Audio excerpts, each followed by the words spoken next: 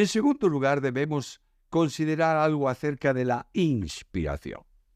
Inspiración es la operación divina ejercida sobre los autores humanos por la cual Dios les revela el mensaje a escribir, custodia su trabajo para que no haya errores, pero sin alterar su propio estilo personal en la confección del original, comunicando luego al trabajo hecho su aliento divino para que todo el escrito original sea absolutamente palabra de Dios, viva y eficaz, o viva y operante.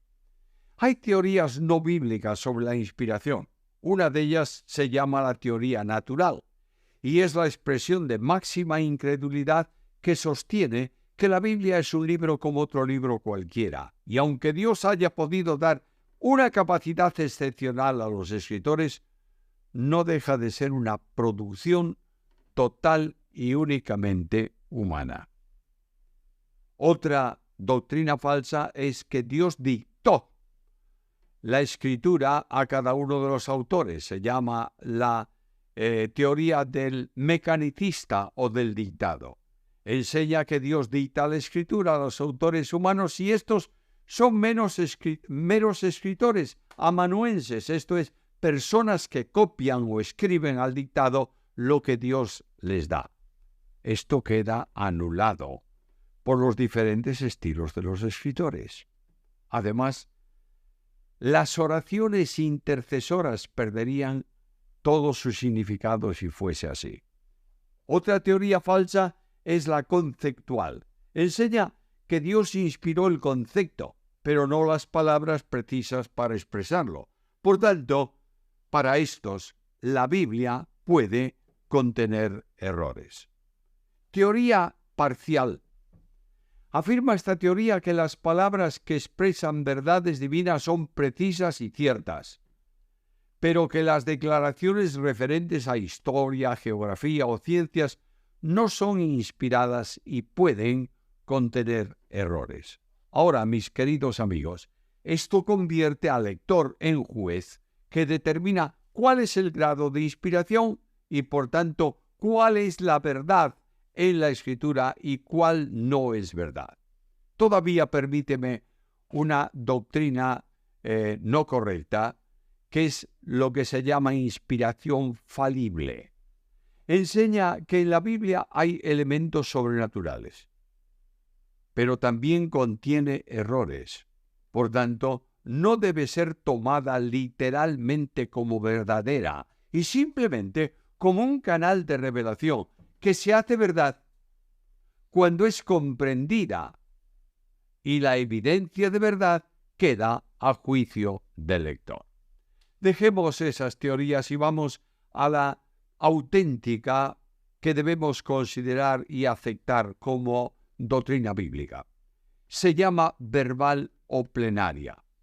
Es la verdad que enseña que el Espíritu de Dios guió al autor humano en la elección de todas las palabras verbal usadas en los escritos originales, de modo que cada palabra usada por el autor humano lo es también por Dios e inspirada por él. De ahí el término plenaria, siendo toda la Escritura la palabra de Dios. Esta inspiración tiene que ver con la confección de los originales de la Escritura. Reconoce la intervención sobrenatural de Dios como el inspirador y controlador y supervisor del escrito bíblico, pero no como si lo hubiera dictado. Esto nos lleva a reconocer la inerrancia de la Biblia. Aspectos de la inspiración verbal o plenaria. Primero, el relativo a la confección de los escritos bíblicos.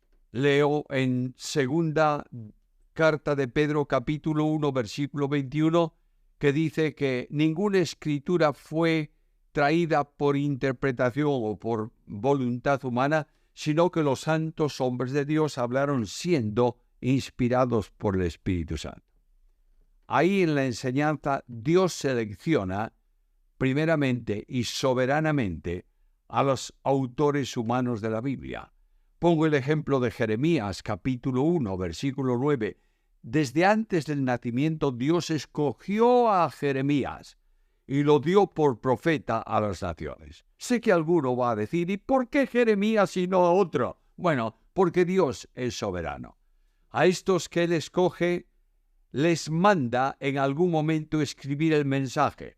Lo dijo a Moisés en Éxodo 17:14, lo dijo a Jeremías en el capítulo 36, versículos 1 y 2, lo dijo a Juan en Apocalipsis 1:19.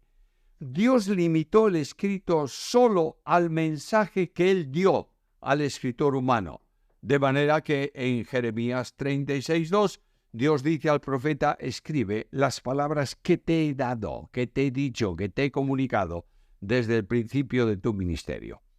Dios actuó para que no se omitiera ninguna de todas esas palabras dadas, que durante un tiempo largo, 10 años del ministerio del profeta Jeremías. En segundo lugar está lo relativo a la vivificación y vitalización del escrito bíblico. Leo en 2 Timoteo 3:16. Toda la escritura es inspirada por Dios y útil para enseñar, redarguir, corregir, instruir en justicia, a fin de que el hombre de Dios sea preparado enteramente para toda buena obra. Cada unidad proviene del aliento de Dios. El soplo vitalizador del Espíritu sobre el escrito le comunica vida a la palabra y poder para actuar. Por eso el escritor de la carta a los Hebreos, en el capítulo 4 y versículo 12, dice que la Escritura es viva y eficaz. De ahí su utilidad, como hemos visto en 2 Timoteo 3, 16, 17, es el único instrumento para capacitar al creyente para el ministerio y para santificar la vida del creyente en su andar por el mundo. ¿Quién es el autor de la Escritura? El apóstol Pedro dice que los hombres hablaron siendo inspirados por el Espíritu Santo. El autor divino es Dios, el Espíritu Santo. Como decía también David, el Espíritu de Jehová ha hablado por mí. Su palabra ha estado en mi lengua. El Dios de Israel ha dicho, me habló la roca de Israel. Segundo libro de Samuel, capítulo 22, versículos 2 y 3. Cada escrito corresponde a la actuación dual e inseparable de Dios y el hombre. De ahí que podemos decir que cada libro de la Escritura tiene un autor divino y un escritor humano. Ahora, afirmaciones bíblicas sobre inspiración. Primeramente, respecto a los escritos del Antiguo Testamento, no me voy a separar de esos textos que ya hemos mencionado, segunda epístola de Pedro 1, 19 al 21, en donde dice que los santos hombres de Dios hablaron siendo inspirados, empujados por el Espíritu Santo. Respecto a los escritos del Nuevo Testamento está ese texto que también mencioné antes de 2 Timoteo 3:16, en donde Pablo dice que toda la Escritura es inspirada por Dios. El testimonio de Cristo es de singular importancia. Jesús afirma la inspiración de toda la Biblia, incluyendo las letras. Mateo capítulo 5, versículo 18. Afirma el cumplimiento de todo el Antiguo Testamento. Juan 10:35. La Escritura no puede ser quebrantada. El Señor afirmó que era necesario que ocurriera con él todo cuanto la Biblia había establecido y en lo que estaba escrito. Lucas 24:25. Mis queridos amigos y hermanos, hemos considerado algo acerca de la Biblia y seguiremos, Dios mediante, en el próximo estudio. Mientras tanto, sabiendo que es el libro de Dios, dedícale un tiempo especial para leer su palabra, meditar en ella, orar para que se cumpla en tu vida y vivir conforme a la voluntad revelada por Dios en la Escritura para ti.